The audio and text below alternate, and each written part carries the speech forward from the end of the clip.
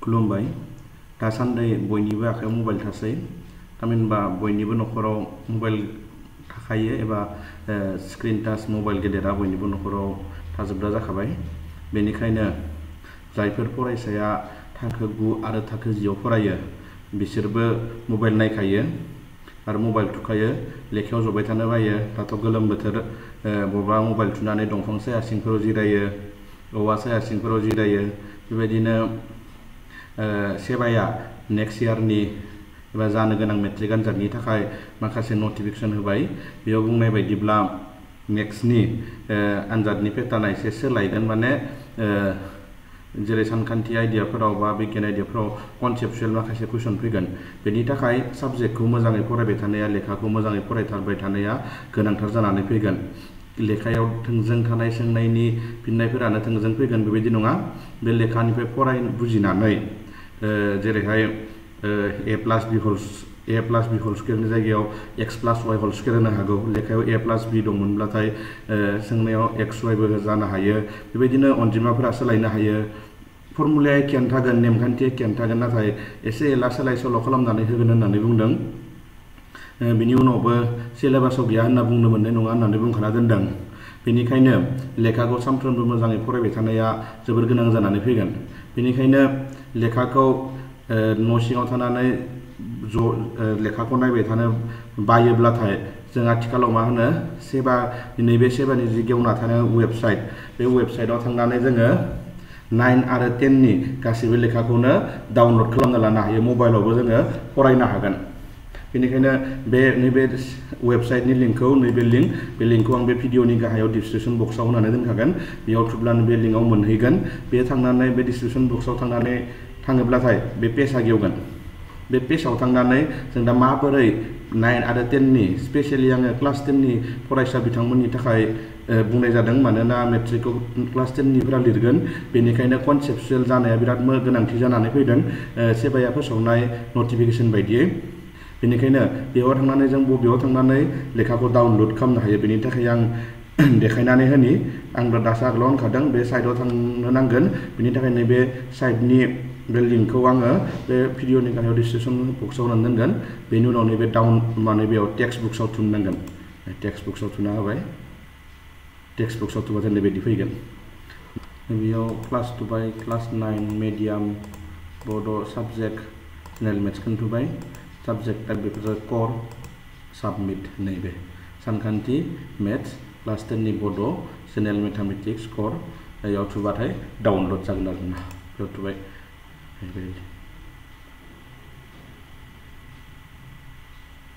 download जागासिनो दङ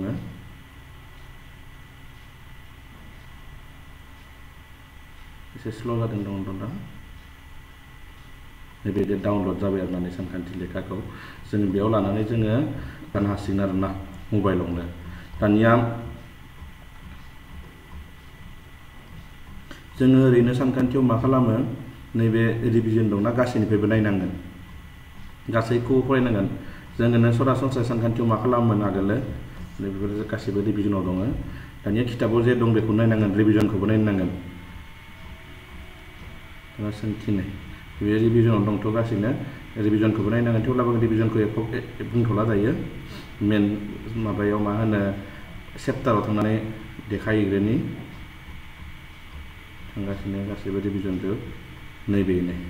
नंगुबै अनजिमा खोन्दोसे नङा होमबा आगोलाव जोङो बांसिनानो नुयो सोरखौबा नुयो बेफोरखौ जेबो नायाबालासिनो थांनानै थाङै फारसेनिफ्राय थाङै ओमफ्राय नैबे सोंनाय बिदां बेखौल' खालामो बेखौल' फोरोङो एबा बेखौल' फरायो फरायसाफोरा थामहिनबा बेखौल' खालामनानै नायना थाङा जानो थाखाय नाथाय जिबायदि गाइडलाइन होदों एबा गाइडलाइननिल' खोथा नङा आगोलनिफ्रायनो जायफोर 100 सानखान्थियाव मोननाय फरायसाफोर बेफोरो सानखान्थि लेखाखौबो नैबे जागायनायनिफ्रायनो फरायो नैबे जागायनायनिफ्रायनो फरायनांगौ अब्लासो जोङो सानखान्थिनि दाजाब दानख' सानजाब मा खालामनो होदों मा मावनो थिनदों बेफोरखौ फारसेनिफ्राय बुजिनो हायो आरो सेबाया जिबायदि मा होनो गाइडलाइन फोसावबाय बेनि उनावथ' फरायनांगौआ मास्ट गोनांथार जाबाय बेनिखायनो मबाइलफोरावनो लानानै लेखायाव टेबुलाव जनानै जिरायनानै फरायबाय थानो बायोब्ला दाथ' गरमनि बोथोर कारेन्ट गैया जानो हायो गामिफोराव फेन गैया जानो हायो बेफोरबायदियाव दंफां सिङाव जिरायनाय बा औवा सिङाव जिरायनायफोरावबो जों मबाइलाव बेफोरखौ डाउनलड खालामना लानानै जोङो फरायबाय थानो हागोन बेफोरखौ फारसेनिफ्राय फरायबाय था सानखान्थि होननानै थोंजोंनो सोंथियावल' थांना सोंथिखौल' सल्भ खालामनांगौ बे नङा गासैबो गुबुन गुबुन जेरै ससियेल साइन्स बिगियान बैफोरावबो सोंथिनिखौल' फरायनानै मुखास्थ' खालामनांगौ बे नङा बेफोरखौबो फारि फारि फारसेनिफ्राय फरायजोबनांगोन बेबायदिनो ओरैनोथ' ससियेल साइन्सफोरखौ फरायखायो बर'फोरखौ फरायखायो बिगियानफोरखौबो एसे फरायखायो सानखान्थिखौ गोबाङानो फरायनो नागिरामोन नाथाय फरायथारनो नांसिगोन अब्लासो जोङो मोजां नाम्बार मोननो हागोन बेबायदिनो डाउनलड खालामजोबना लानो हागोन बे सानखान्थिनि बेदिनो माखासे जेरै आं जेनेरेल साइन्सनिखौ होलायनि जेनेरेल साइन्स सरि जिअग्राफिसो फैदों बेयो जेनेरेल साइन्स साबमिट जेनेरेल साइन्सना बर'आ बेयाव फैयाखै फैयाबा जों मा खालामदो टेक्स्ट बुकआव थांफिन नै गेवफिनबाय नङा होमबा बेयाव थांबाथाय नै टेक्स्ट बुकआव थांफिननानै नागिरनो हागोन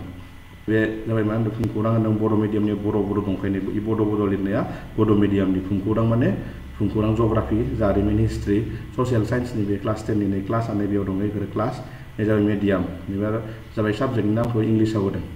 ससियेल साइन्सखौ नागिरनि साइन्स ससियेल साइन्सखौ जाबाय बेफोरो नै साइन्सनि बड'नि बिगियान बड' क्लास 10नि बे क्लास 9नि नै सिदा जानानै बेयाव थांनानै थुना होदो क्लास 10नि बड' साइन्स क्लिक हियार डाउनलड जालायगासिनो बेबायदिनो जों बेवहाय क्लास 9 आरो 10नि गासैबो लेखाखौ डाउनलड खालामनानै लानो हागोन मबाइलफोरावनो बेयावनो थांनानै उनावहाय दंफां सिंफोराव जिरायना नायनो हागोन जेराव मेरावनो माब्लाबा बहाबा बास गाखोना थाङोब्ला ट्रेन गाखोना थाङोब्लाबो मबाइलाव गेलेनाय गेम गेलेस्लाय जानला मानला रिल्स भिडिअ गाज्रि रिल्स भिडिअ नायस्लाय बे मोजां बुस्थुफोरखौ एबा थाखोनि बुस्थुखौनो फरायनानै थाबाय थानो हागोन बेनिखायनो मबाइलखौ ओरैनो भिडिअ नायनाय बा फिल्म नायनायाव बाहायाबालासिनो लेखा फरायनायावबो मोजां खामानियाव बाहायनो हागोन फिल्म नायनाया गाज्रि बेबो नङा फिल्मावबो माखासे मोजां नलेजनि सावथुन थायो माखासे फिल्मखौ नायना जों गियान बुथुमनो हायो बावैसो मोनसे फिल्म ओंखारदोंमोन मा होनोमोनलाय 12 फेल माबोरै फरायनानै सासे मा होनो गोरिबथार न'खरनि मानसिया माबोरैहाय फरायनानै जों IPS अफिसार जाहैयो बेनि जिउ जारिमिननि सायाव बे फिल्मा हायोब्ला नाय दानै जाबाय साइन्सनि लेखाया बेयावबो जों थांनानै बिदिनो लेखाखौ मोनखायो दानिया बेयाव थांनानै आरामै साइन्सनिखौबो नैबेनिफ्रायनो जागायनांगोन बेनिफ्राय फरायखायो साइन्सफोरखौथ' नङा होमबा साइन्स ससियेलफोरखौ जागायनिफ्राय फरायखायो बेनिफ्राय फारसेनिफ्राय मावफारि बबेयाव मा जादों बैफोरनिफ्राय मा सोमजिगोन बैफोर गासैखौबो मोजाङै फरायनो नांगोन स' होमबा लेखाखौ डाउनलड खालामना ला मबाइलखौ मोजां खामानियाव बाहाय बेनिखायनो आं बोरै सोरबा मिथियाबो जानो हागौ माबोरै डाउनलड खालामना लानो बेनिखायनो आं बेखौ देखायना होनाय जाबाय बेयाव थांनानै डाउनलड खालामनो हागोन बहा थांनांगोन होनलायो बे वेबसाइटआव थांनांगोन sevaonline.org बेनिफ्राय नै टेक्स्ट बुक्सआव थांनांगोन टेक्स्ट बुक्सआव थांनानै बेयाव थांनांगोन लोगोसेनो बे भिडिअनि गाहायाव थोंजोंनो नैबे जेरैहाय बिगियान एसामिस बर'नि नै जेरै जारिमिन पार्ट 1 क्लास 9नि नैबे PDF फाइल नङा होमबा नैबे PDF फाइलनि थोंजों लिंकफोरखौबो आं होखानानै दोनगोन बे PDF फाइलनि नैबे थोंजों लिंकफोरखौबो भिडिअनि गाहायाव आं होखानानै दोनगोन नोंथांमोना बे भिडिअनि गाहायाव थांनानै थोंजों खिताबनि नामनि थोंजोङै थानाय लिंकफोराव थुनानैबो लेखाफोरखौ डाउनलड खालामनो हागोन जुनियायै आङो क्लास 10निफोरखौ होना दोनगोन बर' आरो इंराजि मिडियामनि लेखानि लिंकखौ आं बे भिडिअनि गाहायाव डिसक्रिपसन बक्सआव होनानै दोनगोन आरो नैबे लिंकआवनो कुइसन पेपारफोरा माबायदि जागोन सिम्पल कुइसन पेपार होना ओंखारदों माबानि होदों इंलिश मेथामेटिक्स आरो साइन्सआव मा लांनाय साइन्सआव थुबाय नैबे साइन्सनिया नङा होमबा बेखौ फोरोंगिरिफोरा इंलिसाव दङ सोंनाया बेखौ फोरोंगिरिफोरा दानस्लायनानै बर' दानस्लायनानै मोजाङै फोरोंनो हागोन स्कुलफोराव बेनिखायनो बेबायदि टाइपनि कुइसनफोरखौ मोजाङै फारसेनिफ्राय फरायनायबा लानानै जाबाय आरो बांद्राय गेदेर खोथा नङा लेखाखौ गासैबो लेखाफोरखौनो फारसेनिफ्राय फरायोब्लानो जेबो बुजिनि खोथा गैया फारसेनिफ्राय फरायनांगोन बे साइन्स ससियेल बेखौल' नङा सानखान्थिखौ आं दहाय बुंनाय बायदिनो स' लेखाखौ नैबेनिफ्राय डाउनलड खालामना ला माबोरै डाउनलड खालामनांगौ आं दासो खोन्थाखांबाय होमब्लानो जोङो नेक्स्ट मेट्रिक आनजादाव मोजां नाम्बार मोननो हागोन बेनि थाखाय होमबा दोनथ'बाय गोजोन्थों आंनि बे भिडिअखौ मोजां मोनदोंब्ला लाइक खालाम चेनेलखौ साबस्क्राइब खालाम आरो सोरबा लोगोफोरनोबो मिथिनो दंब्लाथाय भिडिअखौ शेयार खालामना होबानो जाबाय गोजोन्थों